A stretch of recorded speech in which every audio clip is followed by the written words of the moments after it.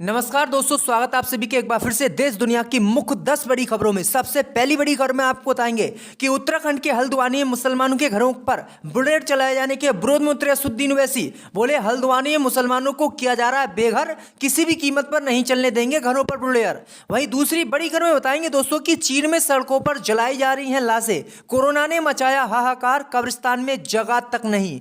वहीं आपको अगली बड़ी खबर में बताएंगे दोस्तों कि हल्द्वानी में घरों पर बुलेट चलाने को लेकर आरपीएफ और पीएसी की कंपनी को बीजेपी सरकार ने बुलाया। ऊधम सिंह नगर में जेल बनाने का भी किया है ऐलान।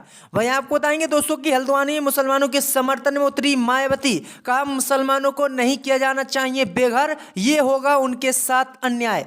वहीं आपको अगली बड़ी खबर में बताएंगे दोस्तों कि कांग्रेस की भारत जोड़ो यात्रा में शामिल होंगे ओपी राजभर, राहुल गांधी की जमकर की तारीफ। वहीं आपको बताएंगे दोस्तों कि दीपिका पादुकोण के बाद अब उर्फी जावेद ने पहनी भगवा रंग की ड्रेस, अंध भक्तों को दिया बड़ा झटका। तो दोस्तों सभी खबरों को आपको विस्तार से बताने वाले हैं, तो वीडियो को आप लाइक कर दें।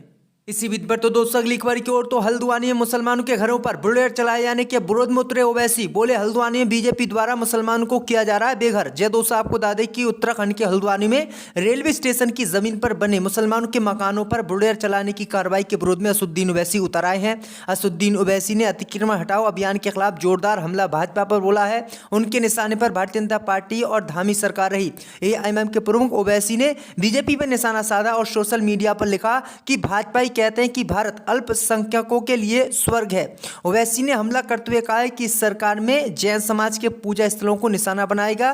क्रिसमस से लगातार ईसाइयों पर हमले हो रहे हैं। लद्दाख में बौद्ध और शिया समुदाय के लोग पूर्ण राज्य के लिए सड़कों पर हैं।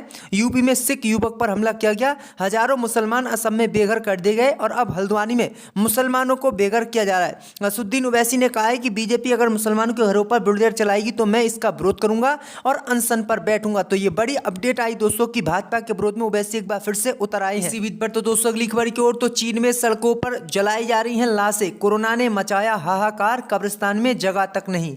जय दोस्तों आपको बता दें कि चीन में पिछले कुछ समय से कोरोना के प्रकोप के चलते स्थिति दयनीय हो गई है। अस्पताल के साथ साथ कब्रिस्तानों में भी शवों को दफनाने के लिए लोगों को लाइन लगानी पड़ रही है और अधिकांश कब्रिस्तान भर चुके हैं। ऐसे में लोग अपनों के शवों का अंतिम संस्कार सड़कों पर कर रहे हैं। विशेषज्ञों का मानना है कि आने वाले दिनों में 2 मिलियन से ज़्यादा चीन में मौतें हो सकती हैं। चीन में कोरोना वायरस के नए सब वेरिएंट ने उत्पात मचा रखा है। डॉक्टर सहित काफ़ी लोग इससे परेशान है। तो ये बड़ी अपडेट आई दोस्तों कि चीन में कोरोना वायरस से इतनी मौतें हो रही हैं कि कब्रिस्तान भर गए हैं और लोग अब सड़कों पर शवों को जला रहे हैं। इसी बीच पर तो दोस्तों अगली खबर की ओर, तो हल्द्वानी में मुसलमानों के समर्थन में उतरी मायावती, बुलेट को लेकर दिया बड़ा बयान। जय दोस्तों आपको बता दें कि हल्द्वानी में रेलवे की जमीन पर बसी बन भूलपुरा बस्ती को खाली कराने के मामले में आक्रोश के बीच अनशन और अपील का दौर शुरू हो चुका है। इस बीच बसपा सुप्रीमो मायावती ने भी बड़ा बयान दिया है। उन्होंने कहा है कि सरकार का काम लोगों को बसाना है, ना कि उनका घर उजाड़ना है। उन्होंने साफ तौर पर कहा कि किसी भी कीमत पर किसी के आशियाने को नहीं उजाड़ा जाना चाहिए। इतनी ठंड पड़ रही है, अगर हरिद्वार में बीजेपी सरकार ने यह कार्रवाई की और मुसलमानों के घरों को तोड़ दिया गया, उन्हें खाली कराने के लिए कहा गया, तो आखिरकार ये इतनी ठंड में कहाँ जाएंगे। ये बीते 70 सालों से यहाँ पर रह रहे हैं। पहले सरकार इनके रहने और इनके खाने पीने और घर बनाने के लिए जमीन दे, उसके बाद इस जगह को खाली कराए। तो ये बड़ी अपडेट आई दोस्तों की मायावती भी मुस्लिम समुदाय के समर्थन में उतर आई हैं। इसी बीच पर तो दोस्तों अगली खबर की ओर, तो दीपिका पादुकोण के बाद उर्फी ने पहनी भगवा ड्रेस और जूते, लोगों ने जमकर किया विरोध। जय दोस्तों आपको बता दें कि उर्फी जावेद अपने कपड़ों को लेकर लगातार सुर्खियों में रहती हैं। एक बार फिर उनके कपड़ों को लेकर खबरें बन गई हैं। दरअसल आपको बता दें कि दीपिका पादुकोण की भगवा वाली कंट्रोवर्सी के बाद अब उर्फी जावेद ने भगवा रंग की ड्रेस पहनी है, जिसके बाद उनको लोग काफ़ी ट्रोल कर रहे हैं। उर्फी जावेद ने ये वीडियो इंस्टाग्राम पर शेयर किया है। उर्फी जावेद का सोशल मीडिया पर जो वीडियो वायरल हो रहा है उसमें उन्होंने भगवा रंग की ड्रेस पहनी है। इसके साथ ही उन्होंने मैचिंग जूते भी पहने हैं। उर्फी ने इस वीडियो के बैकग्राउंड में बेशरम रंग गाना लगाया है। वीडियो से ऐसा लग रहा है कि शायद उर्फी हेटर्स को निशाने पर ले रही हैं, क्योंकि बेशरम रंग में दीपिका पादुकोण ने भगवा रंग की बिकनी थोड़ी देर के लिए पहनी थी, तो हिंदूवादी संगठन सहित बीजेपी नेताओं ने इसका विरोध किया था और गाने पर बैन लगाने की मांग की थी। लेकिन अब उर्फी जावेद भी भगवा कलर की ड्रेस और जूते पहनकर आ गई और उन्होंने गाना भी बेशर्म रंग लगाया है, जिससे अंध भक्तों की जल गई है। इसी बीच पर तो दोस्तों अगली खबर की ओर, तो कांग्रेस की भारत जोड़ो यात्रा में शामिल होंगे ओपी राजभर, राहुल गांधी को लेकर किया बड़ा ऐलान। जय दोस्तों, आपको बता दें कि सुहेलदेव भारतीय समाज पार्टी के अध्यक्ष ओम प्रकाश राजभर ने पहले कांग्रेस सांसद राहुल गांधी की भारत जोड़ो यात्रा का समर्थन किया था और यात्रा में शामिल होने की बात कही थी, मगर बाद में वे मुकर गए। उत्तर प्रदेश के बलिया में बुधवार को उन्होंने प्रेस वालों से बात करते हुए कहा कि यात्रा कोई भी वह जनता से जुड़ने के लिए निकाली जाती है।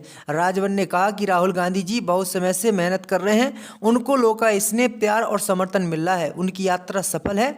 उत्तर प्रदेश में भी विपक्ष ने राहुल गांधी को पूरा समर्थन दिया है। राजभर ने बताया है कि कांग्रेस के वरिष्ठ नेता सलमान खुर्शीद ने मुझे फोन करके यात्रा में शामिल होने के लिए कहा था, मगर हमारी पार्टी ने तय किया है कि यात्रा का समर्थन करेंगे किंतु शामिल नहीं होंगे। ओम प्रकाश राजभर ने भाजपा से गठबंधन के प्रश्न पर कहा कि राजनीति में कोई स्थायी दोस्त व दुश्मनी नहीं होती है, यानी उनका साफ कहना है कि अगर भाजपा हमें गठबंधन में रखेगी तो हम गठबंधन करेंगे। तो दोस्तों, अगली खबर की ओर, तो इनकम टैक्स भरने वालों को तगड़ा झटका, वित्त मंत्री ने किया ऐलान। जय दोस्तों, आपको बता दें कि टैक्स भरने वालों को एक बार फिर से मोदी सरकार ने बजट में बड़ा झटका दिया है। बजट आने में कुछ ही दिनों का समय बाकी रह गया है। केंद्र सरकार इस बार के बजट में पुरानी टैक्स व्यवस्था को खत्म कर सकती है। इसके साथ ही टैक्स में मिलने वाली छूट को भी बीजेपी सरकार द्वारा खत्म किया जा सकता है और इसका प्लान बीजेपी द्वारा बनाया जा रहा है। सूत्रों से मिली जानकारी के मुताबिक सरकार देश भर में एक तरह का ही टैक्स सिस्टम रखना चाहती है, जिसकी वजह से माना जा रहा है कि न्यू टैक्स रिजीम को ही इस बार लागू करने का ऐलान किया जा सकता है। बजट 2020-21 में वित्त मंत्री निर्मला सीतारमण ने नई टैक्स व्यवस्था की घोषणा की थी, जिसमें छूट और कटौती के बिना टैक्स की दरों को कम कर दिया गया था। बता दें कि 2021-22 में जो है इस तरह की कार्रवाई बीजेपी सरकार द्वारा की गई थी। तो ये बड़ी अपडेट आई दोस्तों कि लगातार अब जो बड़े लोग हैं उनको मोदी सरकार झटका देने जा रही है। इसी बीच पर तो दोस्तों, अगली खबर की ओर, तो हल्द्वानी में रेलवे की जमीन से मुसलमानों को हटाने के लिए आरपीएफ और पीएसी की कंपनी को बीजेपी सरकार ने बुलाया। उधम सिंह नगर में जेल बनाने की बीजेपी ने बनाई है योजना। जय दोस्तों, आपको बता दें कि उत्तराखंड के हल्द्वानी के बन भूलपुरा और गफूर बस्ती में रेलवे की करीब 70 एकड़ जमीन से करीब 4,000 से ज्यादा घरों को हटाने के लिए रेलवे, पुलिस और प्रशासन ने कमर कस ली है। इसके लिए आरपीएफ समेत पीएसी की कंपनियों को बीजेपी सरकार द्वारा बुलाया गया है। आपको बता दें कि मामले में अतिक्रमणकारियों को रेलवे नोटिस जारी कर चुका है। पूर्वोत्तर रेलवे ने नोटिस जारी करते हुए कहा है कि 7 दिन के अंदर जगह खाली कर दें, नहीं तो जबरदस्ती अतिक्रमण हटाया जाएगा। उस पर आने वाला खर्चा कब्जेदारों से वसूला जाएगा। अतिक्रमण तोड़ने के दौरान अगर गिरफ्तार करने की नौबत आई तो इसके लिए उधम सिंह नगर में जेल बनाने की योजना बनाई जा रही है और जो भी इसका विरोध करेगा उसको उसी जेल में बंद किया जाएगा। तो किस तरह से बीजेपी जो है क्रूरता पर उतर आई है। इसी बीच पर तो दोस्तों, अगली खबर की ओर, तो यूपी रेलवे ने अभिनेता सोनू सूद को लगाई फटकार, वीडियो शेयर कर कहीं बड़ी बात। जय दोस्तों, आपको बता दें कि बॉलीवुड अभिनेता सोनू सूद को उत्तर प्रदेश रेलवे ने ट्रेन के पायदान पर बैठने के लिए फटकार लगाई है। उत्तर प्रदेश रेलवे ने फटकार लगाते हुए अभिनेता सोनू सूद को कहा कि यह खतरनाक हो सकता है। इसके साथ ही उत्तर रेलवे ने उन्हें भारत के लोगों का रोल मॉडल बताते हुए कहा कि उनके वीडियो से देश में गलत संदेश जाएगा। अपने ट्विटर अकाउंट पर उत्तर रेलवे ने कहा कि प्रिय सोनू सूद, आप देश और दुनिया के लाखों लोगों के लिए एक आदर्श हैं। ट्रेन की सीढ़ियों पर यात्रा करना खतरनाक है और इस प्रकार का वीडियो आपके प्रशंसकों को गलत संदेश दे सकता है। कृपया ऐसा ना करें, आनंद लें, एक सहज और सुरक्षित यात्रा करें। तो ये बड़ी अपडेट आ रही है दोस्तों। इसी बीच पर तो दोस्तों, अगली खबर की ओर, तो ओबीसी रिजर्वेशन को लेकर सुप्रीम कोर्ट पहुंची समाजवादी पार्टी। जी हां दोस्तों, आपको बता दें कि उत्तर प्रदेश के निकाय चुनाव में ओबीसी आरक्षण के मुद्दे पर राजनीति जोरों पर है। इस मुद्दे को लेकर समाजवादी पार्टी पूरी तरह से राज्य सरकार के खिलाफ आक्रामक है और इस मामले को लेकर सड़क से लेकर सुप्रीम कोर्ट तक लड़ाई समाजवादी पार्टी ने छेड़ रखी है। बुधवार को समाजवादी पार्टी सुप्रीम कोर्ट पहुंच गई है और सुप्रीम कोर्ट का दरवाजा इसी मामले को लेकर खटखटाया है। समाजवादी पार्टी ने याचिका दायर करके मांग की है कि बिना आरक्षण के किसी भी कीमत पर उत्तर प्रदेश में निकाय चुनाव ना कराए जाए। इस मामले पर पार्टी का प्रतिनिधित्व कर रहे सपा पिछड़ा वर्ग प्रकोष्ठ डॉक्टर राजपाल कश्यप ने कहा कि समाजवादी पार्टी के प्रमुख अखिलेश यादव के निर्देश पर हमने सुप्रीम कोर्ट में विशेष अनुमति याचिका दायर की है, जिसमें मांग की गई है कि संविधान में दिए गए अधिकारों का किसी भी कीमत पर हनन नहीं होना चाहिए।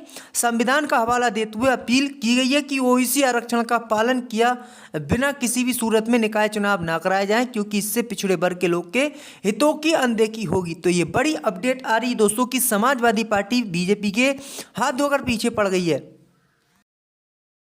क्या होता तो उसकी फोटो लगाते, वो तो ये समझ रहे हैं बेवकूफ़ लोग हैं, भोले भाले लोगों को बेवकूफ़ समझ रहे हैं।